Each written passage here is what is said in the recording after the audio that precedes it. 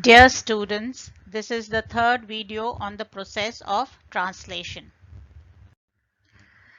Now, after initiation, the next fourth step is elongation.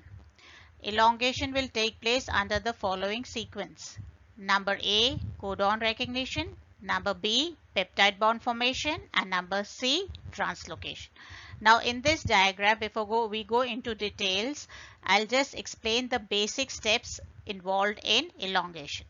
After initiation, what do we have? The initiated tRNA carrying methionine attached to the mRNA at the P site of the ribosome.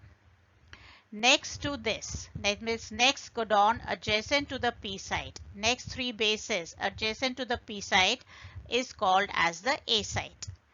So depending upon the nature of the codon here, accordingly an appropriate second tRNA carrying its amino acid will come and bind to the A site. Now, so we have the initiated tRNA attached at the P site, second tRNA attached at the A site. The bond between the amino acid and the initiator tRNA breaks. And a peptide, so this amino acid, that is methionine, is attached to the initiator tRNA by COH group. So when it breaks, it's a peptide bond will be formed between COH of methionine with NH2 group of the second amino acid, and as a result, what are we going to have? The initiator tRNA becomes uncharged. It is given of its methionine, its amino acid. But the second tRNA at the A site will be carrying a dipeptide. Now in the next step, the whole ribosome will move one codon towards the 3' end. One codon, that means three bases next to here. So the whole thing, if it shifts towards the 3' end of the mRNA, what is going to happen? This tRNA, which is at the A site, will shift to the P site along with its dipeptide.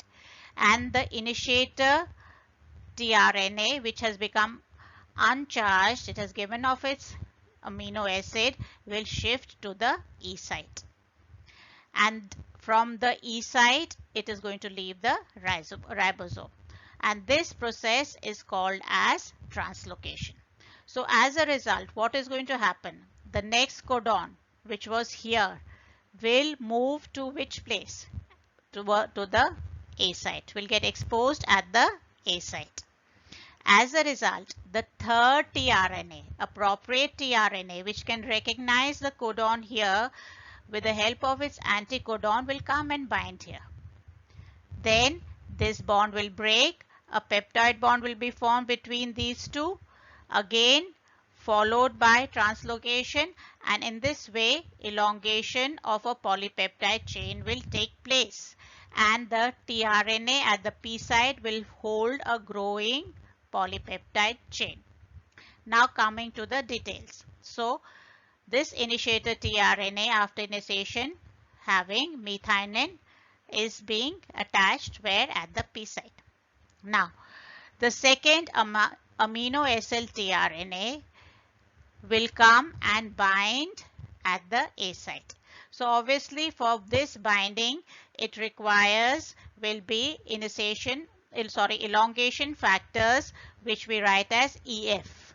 And in case of prokaryotes, it will be EFTU. TU will be thermo unstable. This here also will get attached to GTP. So with the help of EFTU and GTP, the second amino acid tRNA will bind at the A site. Now I said the link between the initiator tRNA and its amino acid, that is methionine, will break. Here what is acting? NH2 group. Here it is acting as a nucleophile and is going to hydrolyze this, break this bond, ester bond here. And a peptide bond will be formed between COH group of this amino acid with NH2 group of the second amino acid. So obviously this reaction is catalyzed by an enzyme. What is the name of that enzyme? Peptidyl transferase, which is believed to be a function of the larger subunit. So obviously the ribosomal RNA here is acting as a enzyme. 23S rRNA in case of the prokaryotes and 28S rRNA in case of the eukaryotes. So at the end of this, what do we have? The second amino acyl tRNA is the second tRNA carrying a dipeptide. And the initiator tRNA becomes uncharged. Now comes the third step, that is translocation. This also requires another elongation factor, that is EFG or translocase. And in this process, as we said, the ribosome will move one codon towards the one step, that is one codon towards the 3' end. As a result, this is going to shift here, that is the second tRNA will shift to the P site and the initiator tRNA will move towards the E site or the exit site from where it will leave the ribosome. So as a result, the next codon here, which was here initially, will be exposed where? Will reach where? At the A site. So third tRNA, appropriate tRNA, which can recognize the codon here with the help of its anticodon, will attach here. Again, this bond will break.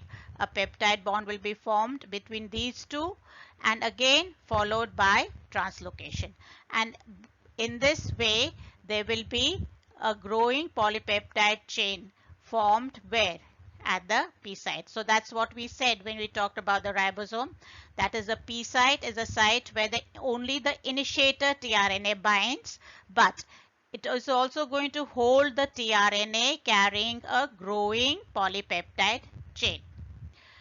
So now what we have, first step in case of elongation, that is codon recognition. So we have a second amino acyl tRNA that is charged with an appropriate amino acid that is going to bind with a complex of GTP and another elongation factor EFTU, TU meaning thermo unstable in prokaryotes.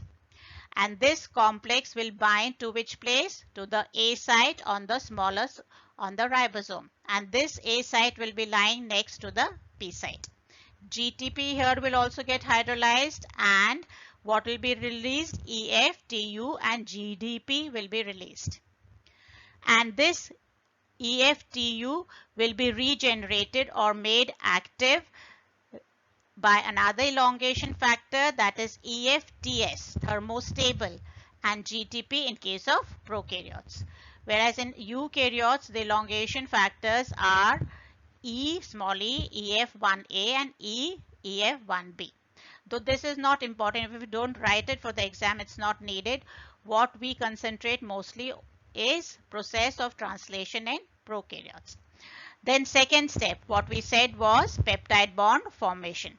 Now a peptide bond will be formed between the carboxylic group of the amino acid at the P site with the NH2 group of the amino acid at the A site. And this reaction is catalyzed by the enzyme peptidyl transferase, which is believed to be an RNA enzyme formed of 23S in case of prokaryotes and 28S ribosomal RNA in case of eukaryotes of the larger subunit. Thus, the second tRNA at the A site carries a dipeptide and the initiator methanoyl tRNA becomes uncharged at the P site. Third step of elongation is translocation. As I said, the ribosomes will move one codon towards the 3' end of the mRNA. As a result, what is going to happen? The uncharged tRNA at the P site will shift to E site and will be removed from the ribosome. And the tRNA carrying a dipeptide, that is dipeptidyl tRNA at the A site along with the mRNA will move towards the P site. And this process is called as elongation. and it's going to require another elongation factor, that is EFG or translocase, and GTP in case of prokaryotes. As a result of this elongation, what's going to happen? Fresh codons will be exposed at the A site, will reach at the A site. And according to the nature of the codon, another amino acid tRNA will come and bind. And the process of bond formation, peptide bond formation between two amino acids and translocation will be repeated. As a result, elongation of the polypeptide chain will occur, which lies in the shallow groove of the larger subunit. Now coming to the last part of the process of translation, that is termination of translation. Elongation will continue until a stop codon in the mRNA reaches the A site of the ribosome. So we have three base triplets, which we said in genetic code UAG, UGA and UAA. And they do not code for any amino acid. Since they do not code for any amino acid, so there is no tRNA available for binding at the A site. So they act as a signal to stop translation. But instead of a binding of a tRNA, what binds here? A release factor binds at the A site. And this release factor is single in eukaryotes. So that's why we have written here small e RF1, and 2 in prokaryotes RF1 and RF2, and GTP. And this release factor will bind to the stop codon at the A site. And binding of these two will cause hydrolysis of the ester bond. And in the peptidyl tRNA, as a result, the polypeptide chain will get released from the ribosomes. It will get separated from the tRNA and will get released from the ribosome. So we have ribosomal recycling factor RRF that will help in splitting or dissociation of the ribosomes into its subunits. And as a result, mRNA will be released and tRNA will be released. And the released polypeptide we have in case of prokaryotes will be having formilated methionine at the 5' end. These formyl residues will be removed with the help of the enzyme deformylase to form a normal methionine at the 5' end. And in about half of the proteins, 50% of the proteins, always will have methionine at the first position, and that methionine will be removed by the enzyme aminopeptidase.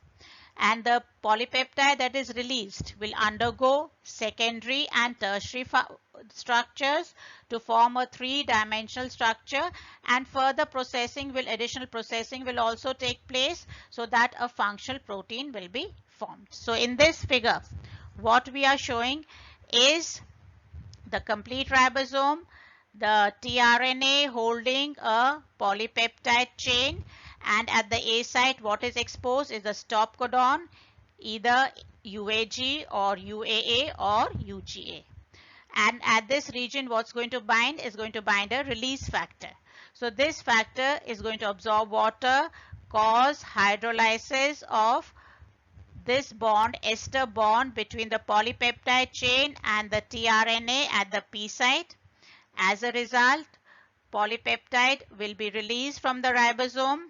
This tRNA which was here at the P site will be removed from the ribosome, and the ribosomal recycling factor will split the ribosomes into its subunits. And as a result, the mRNA is released, the release factor is released, and that puts a stop to protein synthesis.